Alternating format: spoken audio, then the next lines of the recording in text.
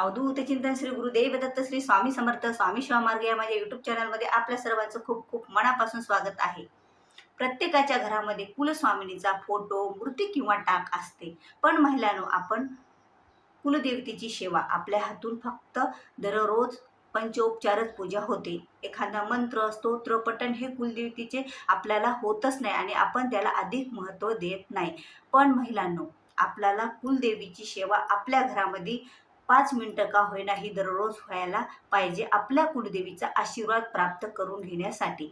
जर आपण इतर देवांची पूजा करत असलो आणि कुलदेवीची जर आपण सेवा करत नसलो, तर आपल्याला इतर सेवा केले त्याचं पुण्य मिळणार नसतं. कारण कुलाची देवी आहे, ती आपल्या कुळाची स्वामिनी आहे, ती आपल्या कुळाचा उद्धार करणारी आहे आणि तिचा जर आशीर्वाद आपल्या डोक्यावर असेल तर आपल्याला कोणतेही कार्य अशक्य नसते आणि कोणतीही आपले अडलेली कामे पूर्ण होत असतात. जेव्हा आपले कामे अडतात, आपल्याला आपल्या घरातील कोणी व्यसनाधीन होतो किंवा आपल्या घरामध्ये कुणाला कितीही प्रयत्न करून जे पाहिजे तो जॉब मिळत नसेल किंवा आपल्या घरामध्ये काही समस्या भेडसावत असल्या, शैक्षणिक मुलांची प्रगती होत नसेल किंवा रोजच किटकिटी चिडचिड होत असतात, तेव्हा समजून घ्यायचं की आपल्याला कुलदेवीचा कोप झालेला आहे, आपल्या हातून कुलदेवीची सेवा कमी पडत आहे आणि त्यावेळेला आपण ताबडतोब कुलदेवीच्या सेवेला सुरुवात करायची. कारण कुलदेवीची सेवा करायला कोणालाही विचारायची गरज नसते, कारण ती आपली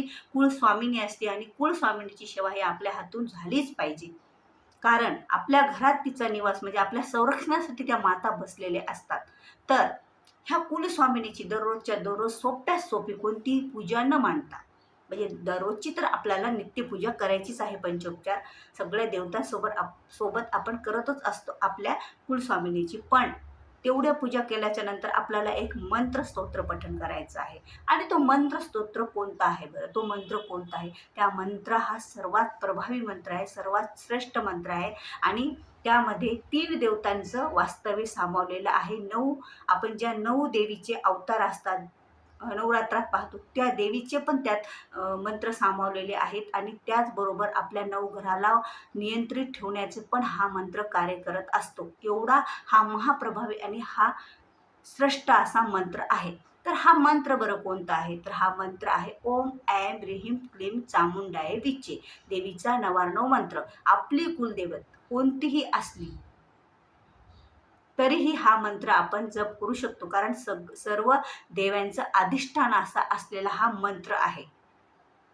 कुलदेवी कोणतीही असो, हा मंत्र आपल्याला जप आपल्या घरामध्ये किमान 5 वेळा, 11 वेळा, 16 वेळा, 24 वेळा, 108 वेळा जसा जमेल तसा हा मंत्र साधना आपल्याला जप करायची आहे. आणि खूप सोप्या सोपी आपल्याला हा मंत्र आपण कधीही जप करू शकतो. सकाळी पूजा झाल्याबरोबर काहीच वेळ लागत नाही, 5 मिनिटात 108 वेळा हा जप पूर्ण होऊ शकतो. नाही जमेल आपल्याला एखाद्या दिवशी जर गावाला जायचं असेल, त्या दिवशी आपली खूप घाई राहते, मग त्या दिवशी बरं कसं करायचं? त्या दिवशी आपण 5च वेळा हात जोडून हा मंत्र म्हणायचा, बस. एवढं जरी केलं तरी कुलदेवीची, कुलस्वामिनीची आपल्यावर कृपादृष्टी असते. आपले जे अडलेले कामं आहेत ते मार्गी लागतात, आपल्या काही समस्या आहेत त्याचे निवारण होते आणि आपल्या बऱ्याच प्रश्नाची उत्तरे आपल्याला इथे मिळलेली असतात, ज्या की आपल्याला दररोज भेडसावत असतात आणि मनाला पण शांती मिळते. जे आपलं मन असं एवढं बेचैन असतं की आपलं मन असं बेचैन रोज असतं, आपल्या छोट्या छोट्या काही कामांसाठी पण बेचैन असतं आणि सगळ्यात जास्त महिलांचं मन तर सगळ्यात जास्त खूप बेचैन असतं की आज हे झालं नाही, आज असंच झालं, आज तसंच झालं. त्यांच्या मनात डोक्यात विचार चाललेले असतात. हे सर्व विचार थांबवण्याची शक्ती म्हणजे या मंत्रामध्ये आहे. ओम ऐं ह्रीं क्लीं चामुंडे विचे हा मंत्र आपल्याला आपल्या घरात म्हणायचा आहे आणि हा मंत्र साधना आपण दररोज करू शकतो. फक्त आपल्या मासिक धर्मामध्ये किंवा आपल्याला काही सुतक विटाळ पडलेला असेल तेवढ्या वेळेपर्यंत आपण हा मंत्र बंद करायचा. पण हा मंत्र जप करणाऱ्यांनी मांसाहार चुकूनही करायचा नाही, कारण मांसाहार जे करतात त्यांच्यावर देवीची कृपा होत नसते किंवा आपल्या स्वामींची पण कृपा होत नसते.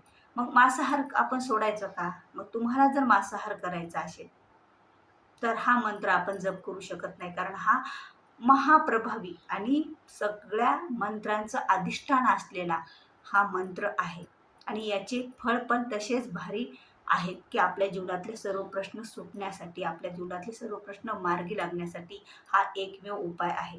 आता उपाय तर भरपूर असतात, पण सोपा उपाय. कोणतीही पूजा मांडायची गरज नाही, कोणतेही अनुष्ठान मांडायची गरज नाही किंवा आपल्याला उपवाशी राहायची गरज नाही, उपवास करायची गरज नाही.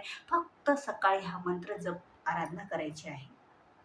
तर हा मंत्र, तर मग आपलं मन भटकत असतं. आता बरेच जण असतात की मांसाहार करणारे, मग त्यांनी हा मंत्र जप कसा करायचा?